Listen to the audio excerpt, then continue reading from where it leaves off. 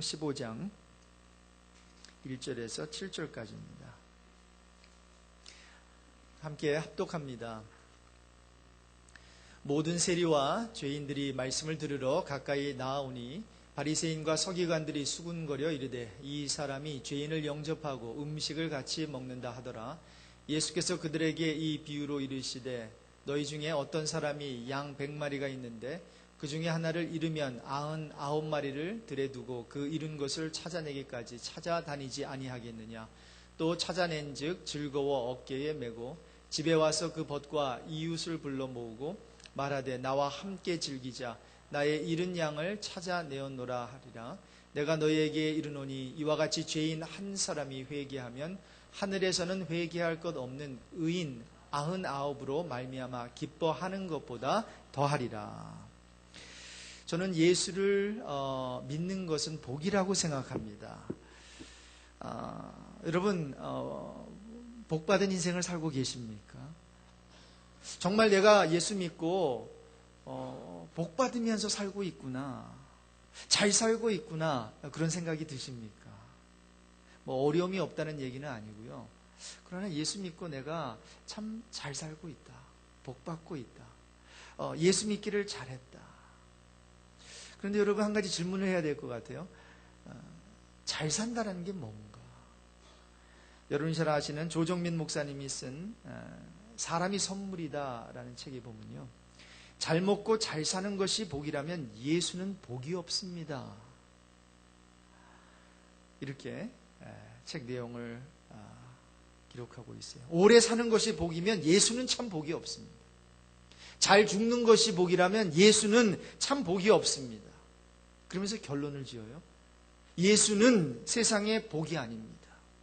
예수는 길이고 진리고 생명입니다.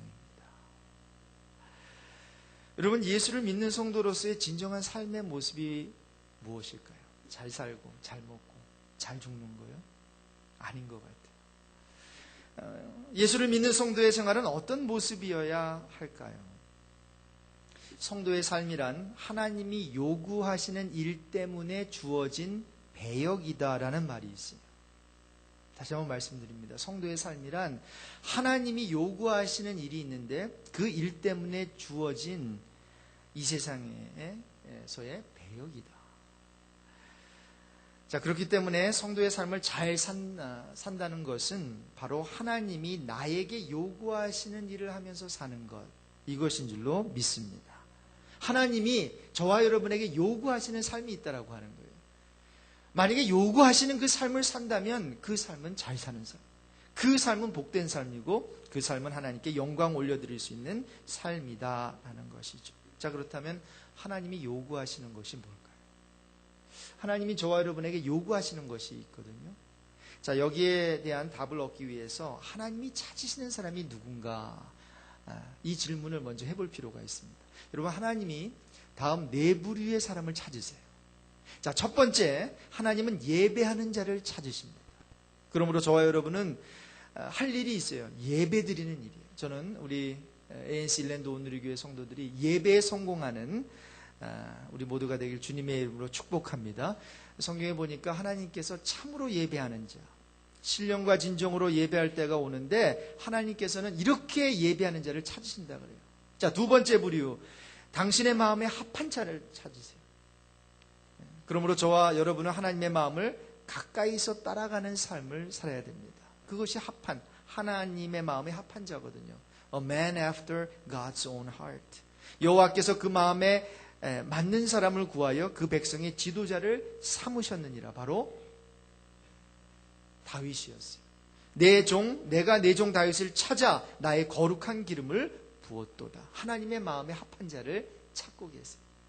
자, 세 번째, 하나님은 중보자를 찾으세요. 그러므로 저와 여러분은 중보기도의 삶을 살아야 합니다. 에스겔서 22장 30절에 보면 이 땅을 위하여 성을 쌓으며 성 무너진 데를 막아서서 나로 멸하지 못하게 할 사람을 내가 그 가운데서 찾다가 얻지 못하고. 오늘 이 시간에도 하나님께서는 기도하는 자를 찾으세요. 오늘 이 시간에도 예배하는 자를 찾으세요. 이 시간에도 하나님의 마음에 합한, 내 마음 옆에 그 마음을 둔 그 사람을 찾으십니다. 자, 네 번째 하나님께서 찾으시는 사람이 있어요. 바로 길을 잃고 헤매는 자를 찾으십니다. 우리 예수님께서 말씀하셨어요. 내가 하늘에서 내려온 것은 내 뜻을 행하려 함이 아니다. 바로 하나님 아버지, 나를 보내신 하나님 아버지의 뜻을 행하려고 이 세상에 왔는데, 나를 보내신 이의 뜻은 내게 주신 자 중에 내가 하나도 잃어버리지 아니하고 마지막 날에 다시 살리는 이것이니라. 여기에 저와 여러분의 할 일이 있습니다. 우리의 궁극적으로 할 일이 있습니다. 여러분, 예배하는 자를 찾으시는 이유가 뭘까요? 하나님의 마음에 합한 자를 찾으시는 이유가 뭘까요? 기도하는 자를 찾으시는 이유가 바로 뭘까요? 길 잃은 영혼을 찾기 위해서입니다. 자, 그렇기 때문에 하나님을 믿는 모든 사람에게 요구하시는 일, 하나님께서 저와 여러분에게 요구하시는 일, 그리고 그 일 때문에 우리에게 주시는 배역이 있다면 바로 이것입니다. 따라해 봅시다. 전도자. 전도자. 우리 옆에 분에게 당신은 전도자입니다. 한번 말해 봅시다. 당신은 전도자입니다.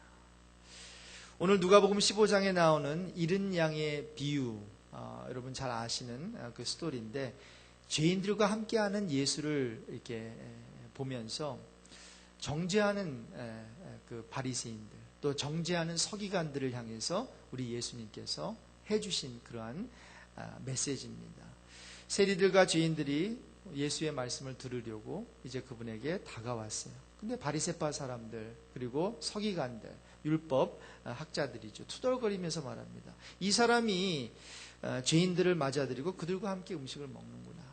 바리새인들은, 서기관들은 죄인들과 함께 하면 안 되거든요. 요즘에도 우리 그런 좀 생각이 있죠. 죄인들과 함께 하면 안 되고, 우리 뭐 의인들과 있어야 되고, 착한 사람들과 있어야 되고, 삶을 살아가는 데 있어서 빅톨과 있어야지 빅톰들과 있으면 안 된다. 그러면 생이 불행해진단 말이죠. 위너들과 있어야지, 승리하는 자들과 있어야지, 패배한 자들과 있으면 안 된다. 그런데 예수 그리스도는 이 세상에서 승리하는 자들과 계셨던 것이 아니라 패배자들과 함께 있어요. 특히 죄인들과 함께, 창기, 그리고 세리. 그래서 예수께서는 그들에게, 바리새파 사람들과 서기관들에게 이 비유, 잃은 양의 비유를 말씀하신 거예요. 너희 가운데 100마리 양이 있는데 만약에 한 마리의 양이 잃게 되면 그 99마리 양을 놔두고 가서 찾지 않겠느냐는 거예요. 그리고 만약에 찾게 되면은 너무 기뻐서 어깨에 메고 돌아와서 나와 함께 기뻐해 주십시오. 내가 잃었던 내 양을 찾았습니다. 이렇게 말할 것이다. 자, 그러면서 결론을 짓습니다. 이와 같이 하늘에서 회개할 필요가 없는 의인 99보다 회개하는 죄인 한 사람을 두고 더 기뻐할 것이다. 저는 오늘 본문을 묵상하는 가운데 한 가지 이해되지 않았던 점이 있습니다. 그것은 뭔가 하면, 왜 99마리를 남겨두고 한 마리 잃은 양을 찾아 나서는 것인가였습니다. 여러분 생각해 보세요. 나머지 99마리의 양은 어떻게 하라고? 그 당시에 이제 목동이, 또 목자가 양을 이렇게 치고 양을 거느리는데 보통 100마리씩 몰고 다녔대요. 그게 보통 에버리지 사이즈였어요. 뭐 수십 마리가 아니라 적어도 한 100마리 정도. 자, 그러다 보니까 혼자 양을 치지 못합니다. 그러니까 한두 명 더 같이 나가는 거죠. 자, 그러니까 나머지 90마리의 양은 남겨두고 한 마리 잃은 양을 찾아 나설 수 있는 거예요. 자, 그래서 거기까지는 이제 이해가 되는 거죠. 그렇죠? 나머지 99마리의 양은 이제 맡겨두고 한 마리 양을 찾아 나서는구나. 자, 그런데 그럼 문제는 뭐예요? 한 마리 양 정도는 그냥 잃어버릴 수도 있는 거 아니겠어요? 한 마리 양의 값은 하루 품삯이면 치를 수 있는 거예요. 하루 품삯. 그런데 왜 찾아 나서요? 그 태양볕에 만약에 햇빛이 비치고 있으면 참 힘들 텐데. 여러분, 이것을 논리적으로 풀려고 했더니 이해가 안 돼요. 설명도 안 됩니다. 그런데요, 논리적이 아니라 본능적이 되니까, 본능적이 되니까 이해가 되더라고요. 그것은 뭔가 하면, 잃은 것은 찾아야 된다는 거예요. 왜 99마리를 놔두고 한 마리 잃은 양을 찾아 나서는 것인가? 여기에 대한 답은 딱 하나밖에 없어요. 잃은 것은 찾아야 한다는 거예요. 제가 전에도 말씀드린 것 같은데 주일날 전에 옛날에 성기동 교회에서 열쇠 뭉치를 잃어버렸거든요. 열쇠 뭉치를 그때는 이제 차를 디스턴 파킹을 하고 그 차를 타고 이제 교회에 왔는데 키가 없는 거, 오피스 키도 없고 다 없어진 거예요. 결국 나중에는 이제 책상을 뒤져봐도 아무 없다가 이제 교회 밴 의자 밑에 떨어진 것을 운전하시던 분이 찾아가지고 주일 오후에 이제 다 예배 인도 다 마치고 찾아왔어요. 키뭉치 잃어버린 사람이 없냐고 말이죠. 여러분 제가 얼마나 기뻤는지 몰라요. 쇠붙이 열쇠인데도 돈 이상의 가치가 있잖아요. 그거 없으면 집에 못 가잖아요.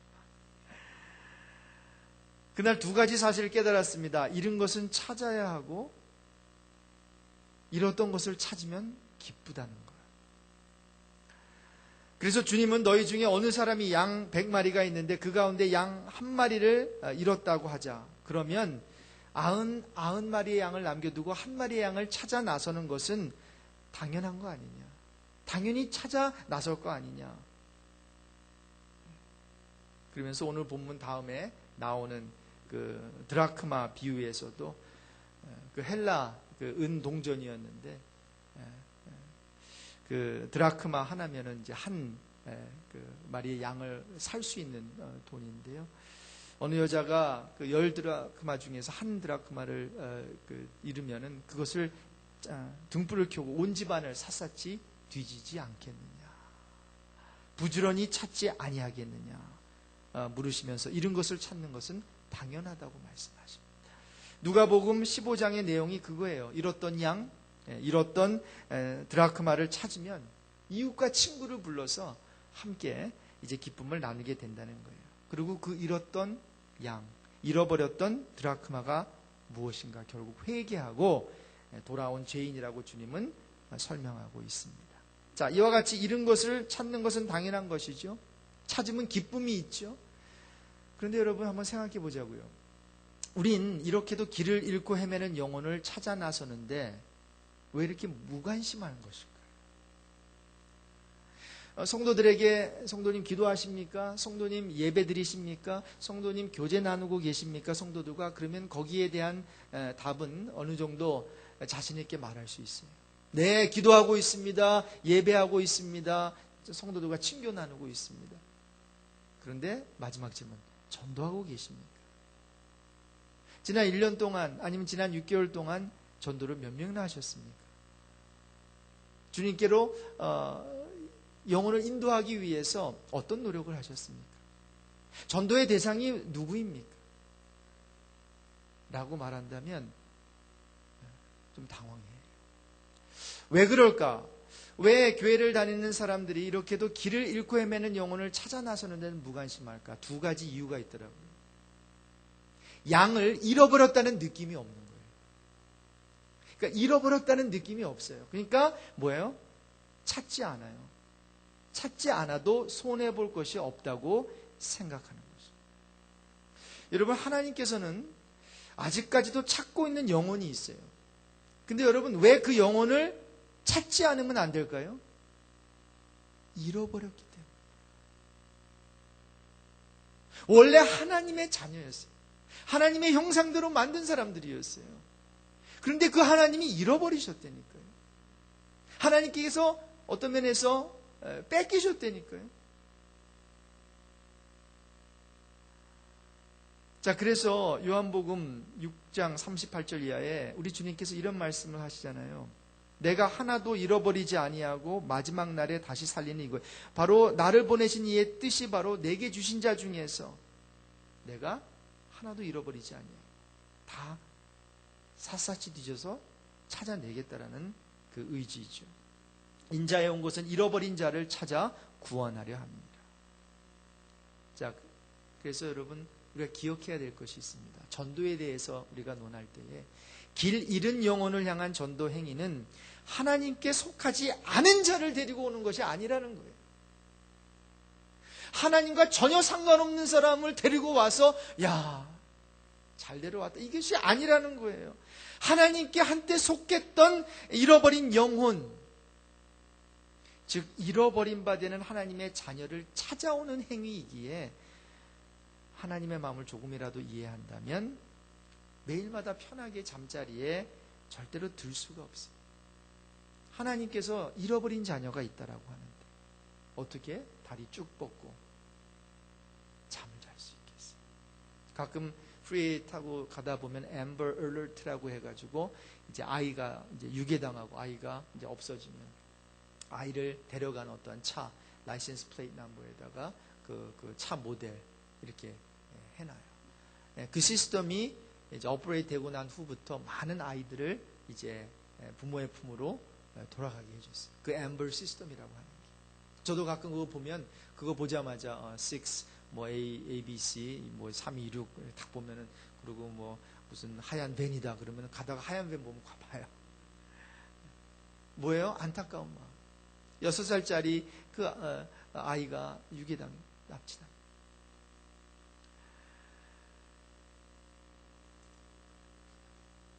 자, 그래서 저는 이번 한 달 동안 파워 전도 시리즈 설교를 하려고 해요. 그리고 오늘은 그 첫 번째 시간으로 잃은 양의 귀중함을 생각해 보면서 영혼 구원, 즉 전도를 위한 마인드 3가지. 전도를 위해서, 영혼 구원을 위해서 우리가 반드시 생각해야 되는, 어떤 가져야 되는 그 자세, 그 마인드 3가지를 함께 나누기를 원합니다. 자, 먼저 첫 번째로 함께 따라해 봅시다. 전도는 프로그램이 아니라, 자, 두 번째 단어는 좀 혀를 굴리셔야 돼요. priority입니다. 발음이 굉장히 좋으시네요. 여러분, 전도는 사역의 한 프로그램이 아니라 모든 크리스찬의 삶의 절대적 priority, 우선순위가 되어야 한다는 거예요. 모든 교회가 넘버원 프라이어리티로 가장 우선순위에 둬야 될 어떤 사역이 있다면 영혼 구원, 즉 전도, 더 나아가서 선교라는 것입니다. 유명한 요한 웨슬리는 감리교 창시자였어요. 그가 이런 얘기를 했어요. The church has nothing to do but to save souls. 교회는 영혼 구원 외에는 할 일이 없다라고 하는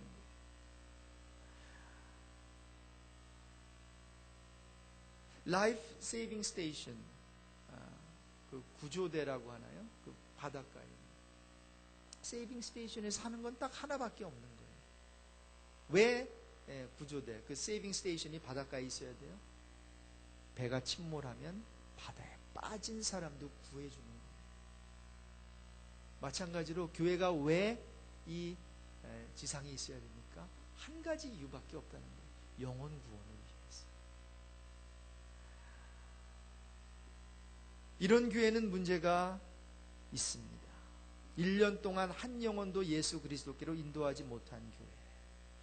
아스월드 스미스라고 하는 분이 그가 저술한 책 구령의 열정, The Passion for Souls라는 책에서 1년 동안 한 영혼도 그리스도에게로 인도하지 못한 교회가 당대에, 그러니까 그분이 19세기 말에 태어나셔서 거의 100년 동안 사셨는데, 그러니까 뭐 20살 정도부터 사역을 했겠죠.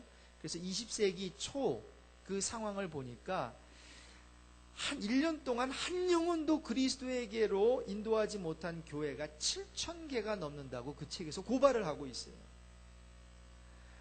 책의 내용입니다. 다시 말하면 7,000명의 교역자가 1년 내내 복음을 설교했지만 한 영혼도 얻지 못했다는 뜻이다. 기타 집회는 제외하고 적어도 1년에 40주일을 설교했다고 생각하면 7,000명의 사역자가 단 1년에 56만 번의 설교를 한다는 것이다. 그 수고와 노력과 재정적 지출의 막대함을 생각하라. 7,000개 교회에 7,000명의 교역자가 12개월 동안 56만 번의 설교를 했지만 한 영혼도 그리스도께로 올바르게 인도하지 못했다는 것이다.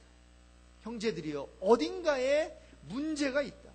어딘가에 확실한 잘못된 것이 있다. 7,000명의 교역자에게 있든지 56만 번의 설교에 문제가 있든지, 혹은 두 가지가 모두 문제인지 모르겠다. 여러분 어떻게 생각하세요? 한 가지 확실한 것은 현대 교회의 현주소, 즉 현대 그리스도인의 현주소는 전도 안 하는 시험에 들어있다. 누구부터요? 주의 종들.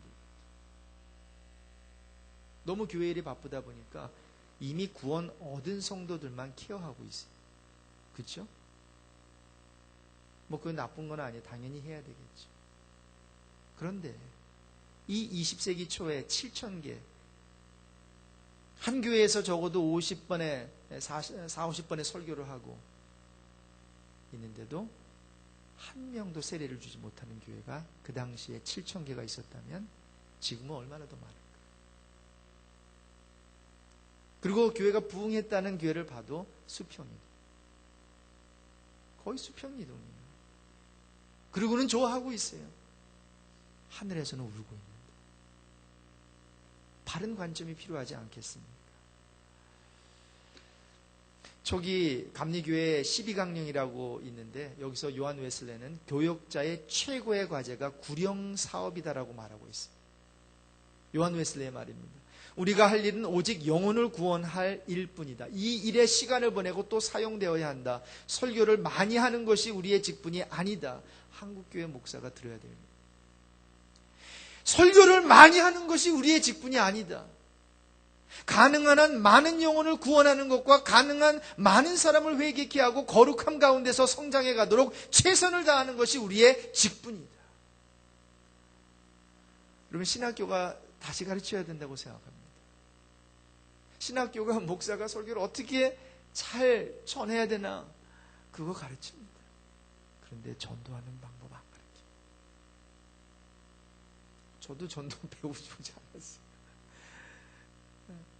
신학교에서 전도하는 방법을 배우지 못했어요. 신학교에서 영혼 구원을 하십시오라고 도전을 받지 못했어요. 자, 그러니 그러한 종들이 신학교에서 졸업해서 나와서 설교는 잘할 수 있어요. 감동은 줄 수 있어요. 그런데 영혼 구원의 삶은 살지 못해요. 여러분, 초대교회 때의 성령 충만은 항상 복음 전도와 연결이 되어 있었다는 사실을 여러분 아십니까? 그렇다면 요즘 교회가 전도를 게을리한다는 의미는 뭘까요? 성령 충만 결핍의 결과로 보여야 될 것입니다. 그리고 이것은 함께 맞물려 있겠죠. 성령 충만하지 않으니까 전도하지 않으니까 성령 충만하지 않아. 성령 충만과 함께 가는 것들, 믿음과 성령, 기쁨과 성령, 지혜와 성령, 그리고 이와 같이 믿음과 성령, 기쁨과 성령, 지혜와 성령, 이 같은 조화의 결론은 딱 하나였어요. 복음 증거, 영혼 구원이었어요. 다른 거 한 게 없어요. 성령 받고 기뻐하고 지혜를 주시고 그리고 믿음을 주시니까 교회 밖으로 나가서 전도한 거예요. 영혼 구원한 거예요. 그것이 사도행전의 기록이에요. 다른 기록 없어요.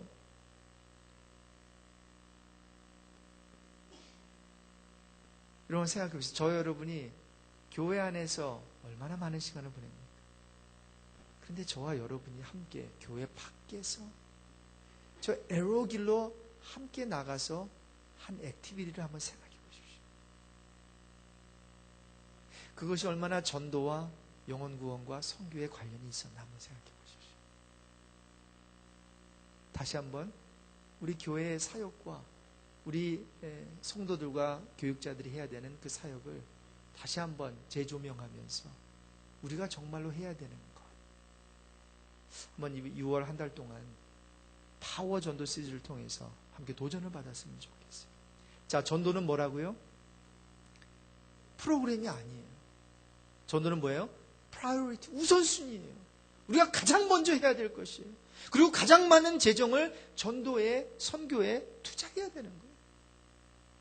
자, 두 번째 따라해 봅시다. 전도는 나 중심이 아니라 남 중심입니다. 영혼 구원, 즉 전도라고 하는 것은 철저하게 남 중심이지 않으면 이루어질 수 없습니다.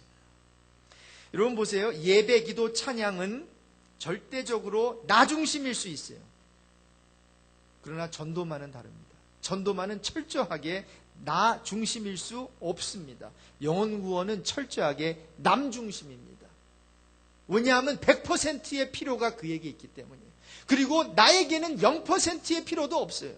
왜? 나는 구원받았으니까. 그러니까 나에게 절대적으로 필요가 없는 것인데 영혼 구원받지 못한 사람에게는 100% 니드가 있는 거예요. 그래서 전도만큼은 나를 위한 것이 아니라 남을 위한 것이기 때문에 힘든 것입니다. 사실 예배라고 하는 것은 여러분 나를 드리는 것이 아닙니다. 여러분 나를 어떻게 드려요? 타락했는데 감히 fallen self, 타락한 나를 하나님께 어떻게 드려요? 나의 예배, 나의 기도, 나의 찬양, 여러분 타락한 예배예요. 타락한 기도, 타락한 찬양일 수밖에 없어요. 그러므로 참된 예배는 내가 나의 것을 가지고 하나님께 나오는 것이 아니라 나를 포기하는 데서부터 시작합니다. 절대로 나를 얻을 생각도 없는 거예요. 하나님께 나오는 자는 내가 하나님 전에 나오면, 하나님 앞에 나오면 난 죽는구나. 여러분 이거예요. 원래 그것이 구약 개념의 하나님 앞에서의 코람데오예요. 하나님 앞에 못 나갑니다. 하나님 앞에 어째 감히 나갑니까? 죄인이 하나님 보면 죽는데. 여러분 예배의 스피릿은 여기서부터 시작돼야 된다고 생각합니다. 예배를 통해서 나에게 내가 무엇을 얻을까? 어떤 은혜를 받을까? 그것이 가장 주된 목적이 아니라는 거예요. 가장 중요한 것은 뭐예요? 가장 중요한 것은 예배를 드리면서 나를 어떻게 죽일 것인가? 나를 어떻게 거룩한 산제사를 하나님께 바칠 것인가? 나를 포기하는 데서부터 시작된다는 거예요. 나를 포기하고 하나님의 임재 속으로 들어가는 것이 예배입니다. 그리고 그 속에서 비로소 나라고 하는 존재가 다시 태어나는 거겠죠. 그래서 여러분 예배가 은혜로웠다. 찬양이 은혜로웠다. 찬양이 별로였다. 설교가 별로였다. 여러분 얼마나 철저하게 나 중심, 나를 위한 것인지를 나타내고 있는 말이 아닐 수 없어요. 그래요. 예배는 나만 인버브 됩니다. 그래서 쉬울 수 있어요. 하지만 전도는 나와 그 사람이 인버브 되어야 되기 때문에 거기에는 부담이 있어요. 힘듦이 있습니다. 그래서 영혼 구원이 쉽지 않아요. 남 중심이기, 자기 부인이 요구됩니다.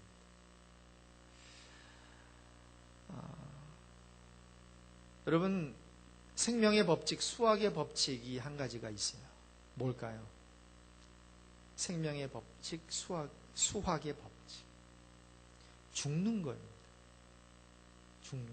희생입니다.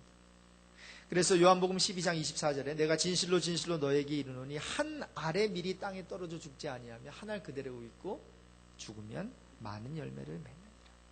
예수님은 하늘에서 땅에 떨어져 죽은 분입니다. 그래서 많은 열매를 맺을 수 있었습니다. 자, 그래서 우리도 예수님을 닮으려면 다른 거 없어요. 철저하게 죽는 연습해야 됩니다. 여러분 교회에서 우리가 무슨 연습을 해야 됩니까? 목사도 장로도 권사도 안수집사도 모든 사람이요 철저하게 죽는 연습하는 것입니다. 왜? 예수님께서 하늘에서 땅에 죽으러 오셨기 때문에. 전도자의 아이덴티티는 영혼 구원을 위해 부름받은, 그렇기 때문에 걸음입니다. 우리 가운데 살려야 하고 키워야 하는 그 나무를 위하여 부름받은 것, 그것을 위해 쓰임받는 걸음되는 것, 그것이 전도자의 아이덴티티입니다. 그러므로 전도자는 다음에 두 가지 배짱이 있어야 되는데 한국의 박영선 목사님께서 하신 말씀입니다. 따라해 봅시다. 살면 살아서 할 일이 있고 죽으면 죽어서 갈 길이 있습니다. 얼마나 큰 배짱입니까? 내가 살아있다라고 하면 내가 살아서 할 일이 있습니다. 뭐예요? 영혼 구원이에요. 만약 영혼 구원자가 죽으면 that's okay. 죽으면 갈 장소가 있습니다. 갈 길이 있습니다. 첫 번째 배짱. 두 번째, 이 같은 자세에서 두 번째 배짱이 나옵니다. 따라해 봅시다. 때리려면 때려라. 약 올리려면 약 올려라. 죽이려면 죽여라. 밟으려면 밟아라.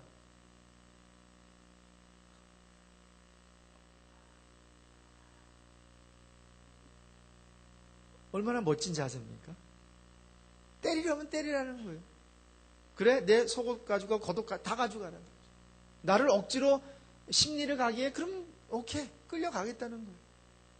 그게 능력이라는 거예요. 그게 힘이다라는 거예요. 그 가운데서 하나님의 역사가 나타난다라고 하는 거예요. 여러분, 그 역사를 보여주십시오. 교회 안에서. 손해보는 역사, 맞는 역사, 나를 뭘로 하는 거야? 말씀드릴까요? 죄송합니다. 걸음으로 하는 거예요. 뭘? 나를 똥으로 알아요? 예. 그게 맞는 거예요. 그게 맞는 거죠. What do you expect? 저 사람이, 목사님, 저 집사가 나한테 이런 취급했네요. 제대로 살고 계시네요. 제대로 보여주셨네요. 뭔가 저와 여러분 착각하고 있지 않나요? 저는 목사로 한순간 착각한 적이 있어요, 진짜. 21세기 크리스천들 착각하고 있는 게 참 많은 것 같아요. 남의 것을 뺏으라가 아니라 가진 것을 주래요. 은과 금은 내게 없거냐 내게 있는 것으로 내게 주노니. 아니, 가진 것 다 주래요. 팔도 잘라주래요. 그래서 하나님께 돌아온다면, 그 영혼이 하나님께 돌아온다면 그보다 더 큰 일이 어디 있겠냐는 거예요. 이것을 위해 밟히면 밟혀주는 것이고, 찢으면 찢겨지는 것이고, 때리면 맞는 것이고, 이것이 영혼 구원을 간절히 소원하는 전도자의 바른 자세라는 거예요. 여러분, 생명은 구해놓고 봐야 돼요. 생명은 구해놓고 봐야 돼요. 불타는 집에 있는 사람, 구해줄까 안 구해줄까? 나 하기 싫어요. 아닙니다. 그 영혼 그냥 끌어내야 됩니다. 가만히 놔두면 그냥 중간에 있는 게 아니잖아요.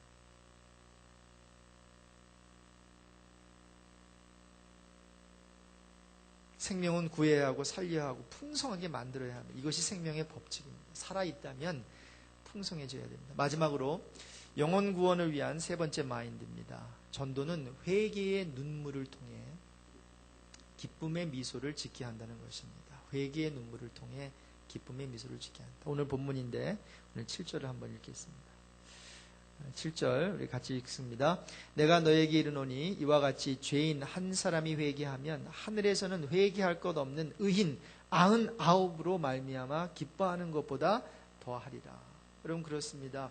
죄인 하나가 눈물을 흘리면서 돌아오면 천국에서는 천국 백성들은 그 기쁨을 감출 수가 없대요. 한 명의 회개가 공동체의 기쁨을 가져다 준다는 거예요. 한 명의 회개가 공동체의 기쁨을 가져다 준대요. 그러므로 전도는 공동체 가운데 기쁨을 더해주는 굉장히 중요한 요소인 줄로 믿습니다. 여러분, 우리 일랜드 온누리 교회가 기쁨의 공동체가 되길 원하십니까? 뭐를 할 수 있을까요? 뭐 더 많은 음식을 차릴까요? 더 좋은 프로그램을 만들까요? 더 어떤 은혜스러운 찬양을 공급해 볼까요? 뭘 다 좋은 아이디어입니다. 그러나 궁극적으로 여러분, 전도해 보십시오. 우리 온 교우들이 영혼 구원에 앞장선다면 기쁨의 공동체가 될 것이라고 생각합니다. 신앙생활에 여러분 기쁨을 잃어버리셨습니까?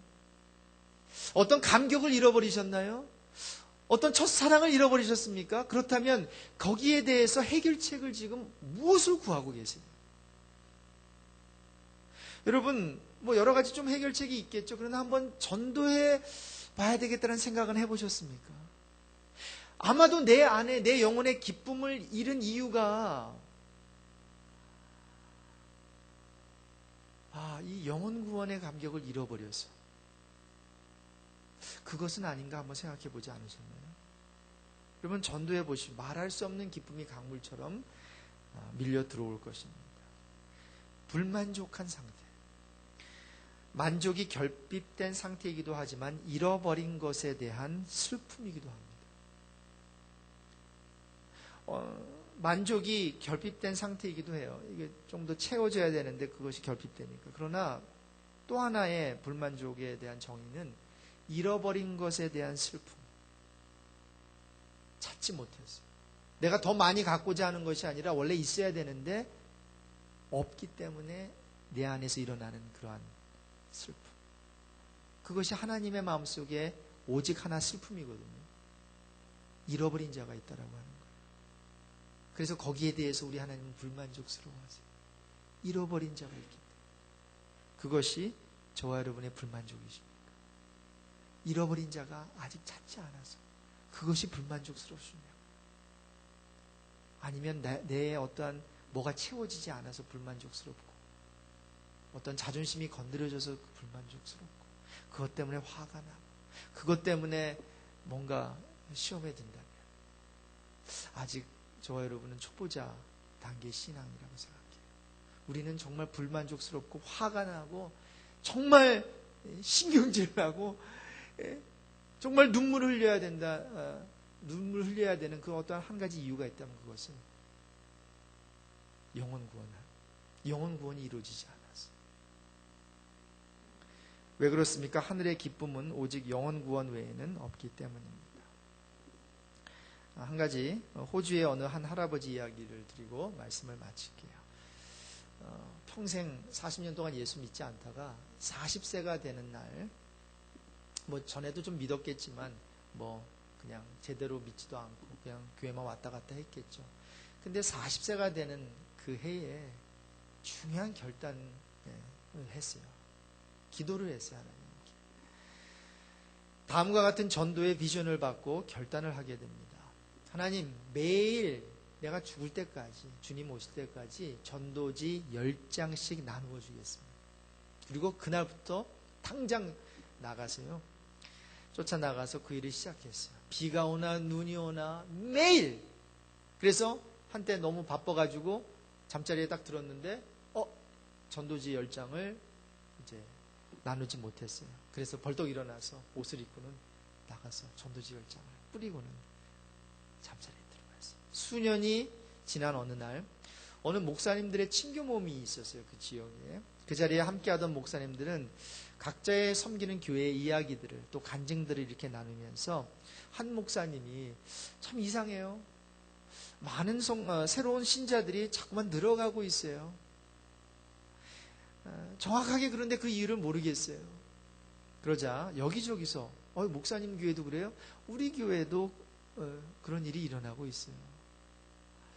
그래서 목사님들은 역추적을 하기 시작했어요. 이 사람들이 도대체 어떻게 우리 교회를 알고 이제 우리 교회를 찾아오고 그리고 예수를 이제 믿게 됐는지. 그 결과 나이 70이 넘으신 어느 한 할아버지에 의해서 그 많은 사람들이 교회로 인도함 받았음을 알게 되었어요. 이구동성으로 그 전도지 받고 교회로 인도함을 받았다라고 하는 거예요. 지난 30년이 넘도록 하루도 빠짐없이 전도지 나눠주는 일을 성실히 했다고 합니다. 여러분, 아직도 좌우를 분별치 못하는 많은 영혼들이 우리 주위 도처에 있어요. 여러분, 저는 여러분에게 내 코가 석자인데 나도 신앙생활 감당하지 못하는데 나에게 전도하라고요? 여러분, 전도는 예수 믿는 그 순간부터 해야 되는 것입니다. 그러나 큰 부담 드리고 싶지는 않아요. 전도지 한 장 건네주는 일부터 함께 시작할 수 있으면 좋겠어요. 내가 미장원에 갈 때, 머리 깎으러 갈 때 나의 머리를 깎아주는 사람이 예수 믿는 사람인가 안 믿는 사람인가만 알아보세요. 그리고 매일마다 그 사람의 이름을 불러가면서 기도 먼저 하십니다. 전도를 위해 매일 아침마다 다음 3가지 기도를 드리실 것을 도전합니다. 첫 번째, 오늘 어디를 가야 합니까? 두 번째, 오늘 누굴 만나야 합니까? 세 번째, 오늘 무엇을 해야 합니까? 그리고 내일 아침부터 이 3가지 질문을 하나님께 기도로 드리십시오. 오늘 어딜 가야 됩니까? 오늘 누굴 만나야 됩니까? 오늘 무엇을 해야 됩니까? 이번 한 달 동안 이 구령의 열정, 영혼 구원을 위한 열정이 저와 여러분 마음속에 불붙듯이 일어나길 주님의 이름으로 축복합니다.